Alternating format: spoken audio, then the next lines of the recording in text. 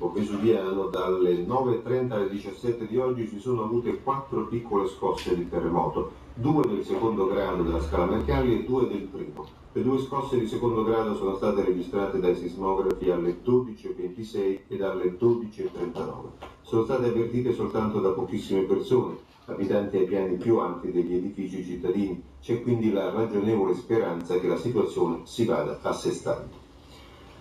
Giornata politica densa di avvenimenti, quella odierna.